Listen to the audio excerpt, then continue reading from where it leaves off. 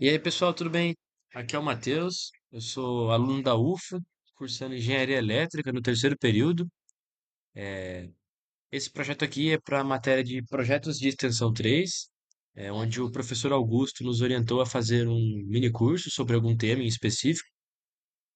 E o mini curso escolhido pelo grupo foi Introdução à Elétrica e Eletrônica Digital, com ênfase em microcontroladores, né? No caso, o Arduino, simulado no Tinkercad. Então, essa é uma aula de introdução para as próximas aulas, que explicarão como usar Arduino pelo simulador do Tinkercad.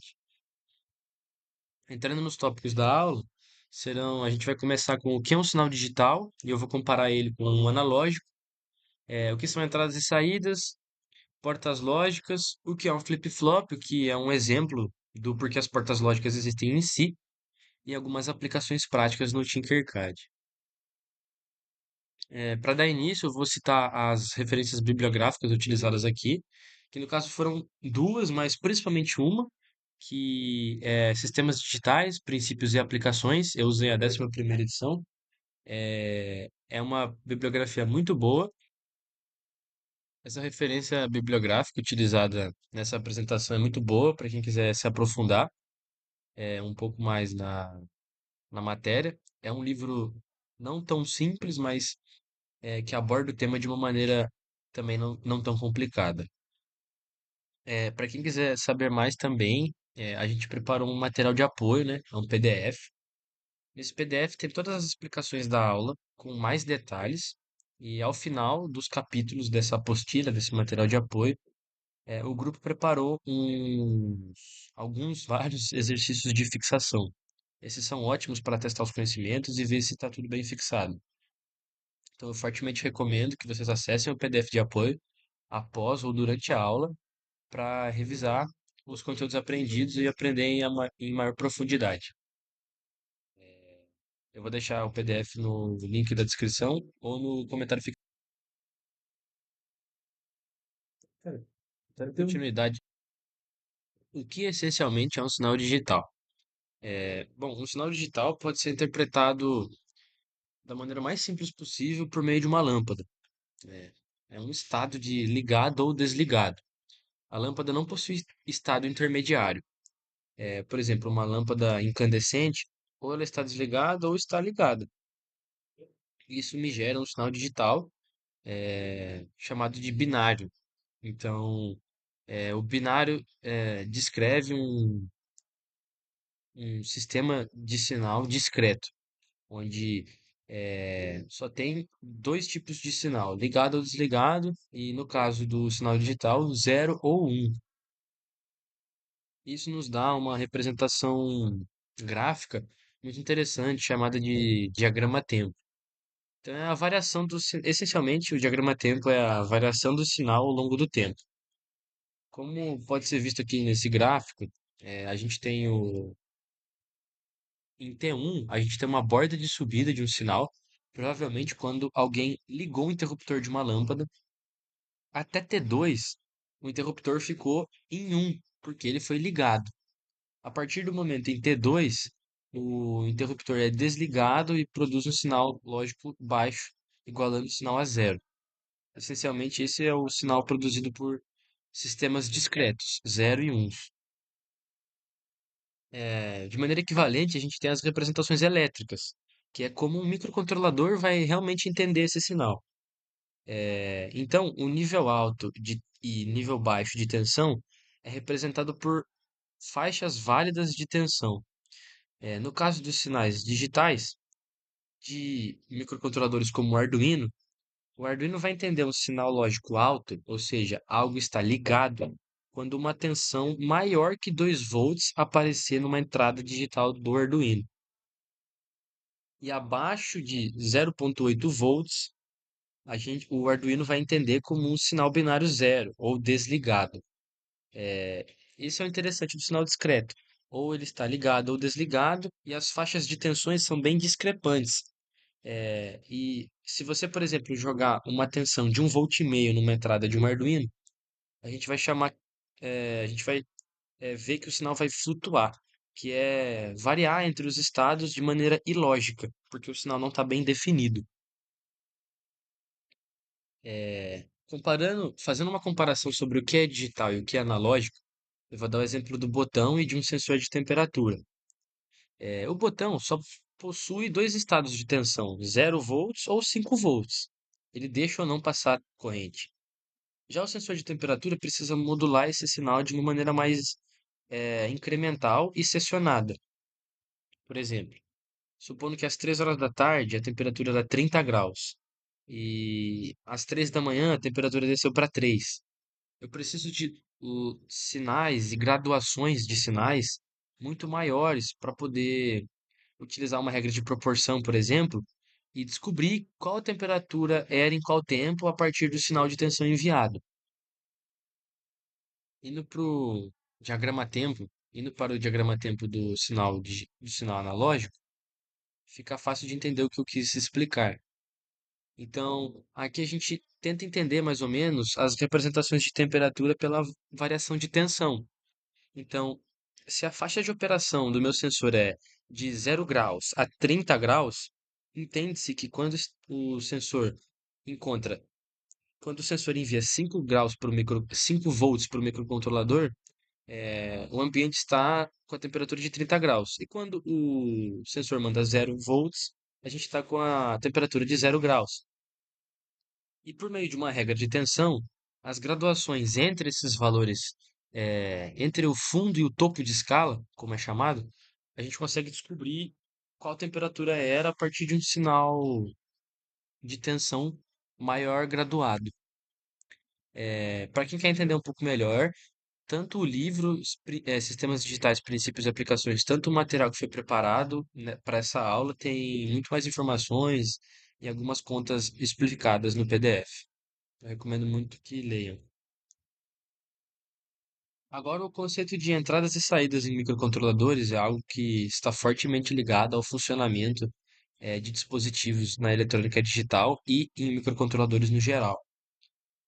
Essa parte preta aqui, mostrada nessa foto aqui de um Arduino Uno, mostra onde são as entradas e as saídas desse controlador. No caso de Arduinos e ESPs, os pinos são chamados de GPIO. Essa nomenclatura representa que a maioria dos pinos, podem ser designados como entradas e saídas. E o que são entradas e saídas essencialmente? É, uma saída digital é algo que envia um sinal digital. Ou seja, um LED, ele não é capaz de enviar um sinal, mas ele é capaz de receber. Ou seja, ao alimentar um LED com 3,5 volts, por exemplo, a gente vai ver ele acendendo. E isso é o que caracteriza uma saída. Uma saída está sempre esperando um sinal digital. Por isso a gente tem que conectar uma saída digital em um elemento, né? A gente deve conectar um elemento de saída num pino designado como saída. E o mesmo vale para entradas digitais. Devemos conectar dispositivos que funcionam como entradas, como um botão, e designar os GPIO como entradas também. Ou seja, o pino espera um sinal digital. Então, desse modo, designando o pino da maneira correta, e no caso somente designando o pino da maneira correta, o microcontrolador vai apresentar o funcionamento correto, a leitura ou envio de informações. Isso vale para entradas e saídas. As entradas e saídas analógicas funcionam de mesma maneira.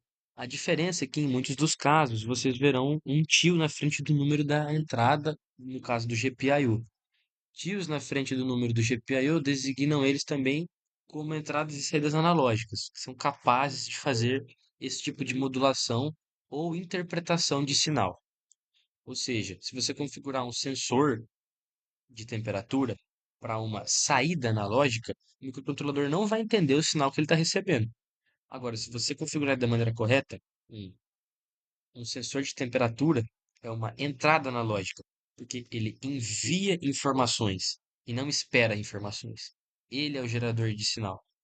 Ou seja, alimentamos ele com cabos positivo e negativo e existe um terceiro pino que é o envio de sinal analógico, que é onde você vai conectar no seu microcontrolador.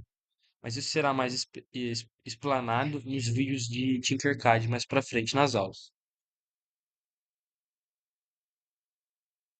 Agora entrando em portas lógicas. As portas lógicas são a base de toda a eletrônica, e como tudo funciona hoje, basicamente, desde Arduinos até computadores mais complexos.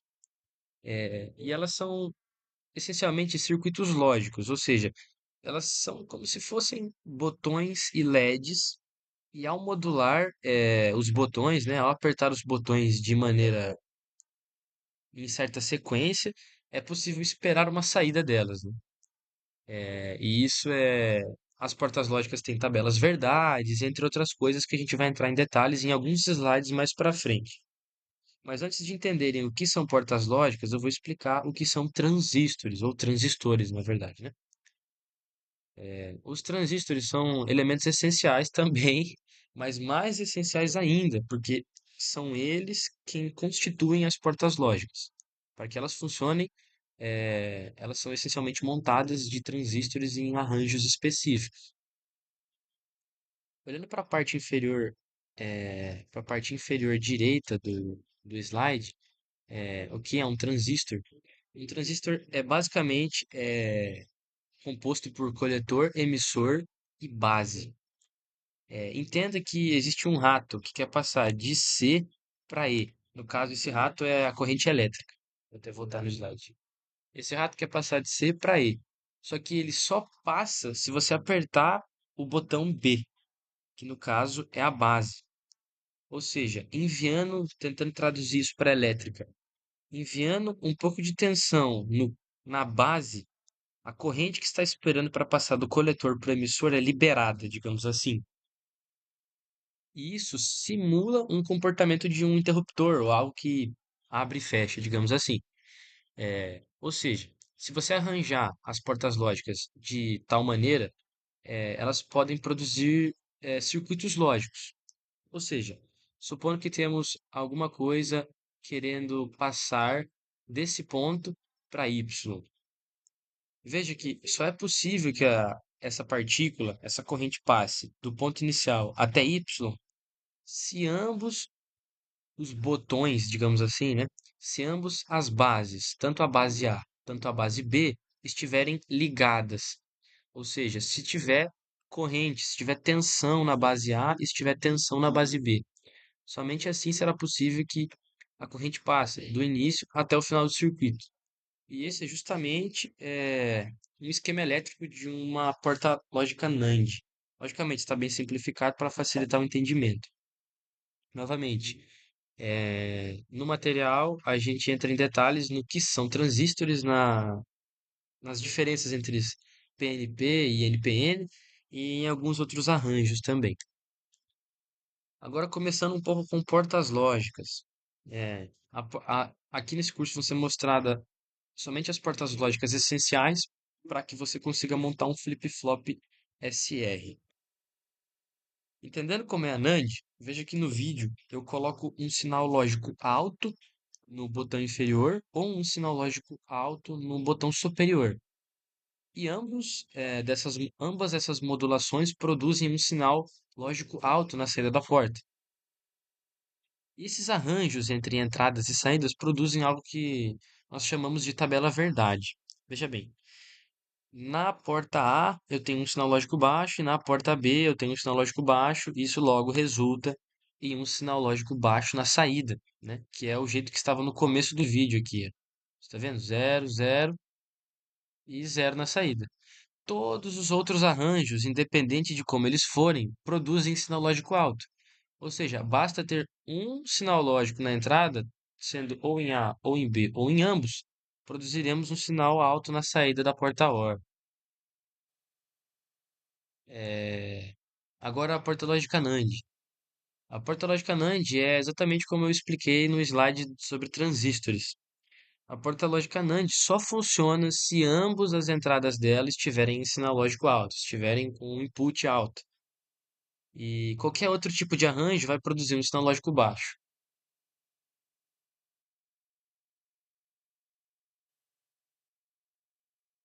A porta lógica NOT também é também conhecida como inversora, né? Ela parece inútil, mas essa funcionalidade dela de inverter o sinal é muito muito bom para eletrônica digital. Olha só, nesse caso temos sinal lógico alto, na saída baixo. Sinal lógico alto, baixo, sinal lógico baixo, ele fica alto. Ou seja, ele inverte o sinal recebido na entrada, não importa qual ele seja.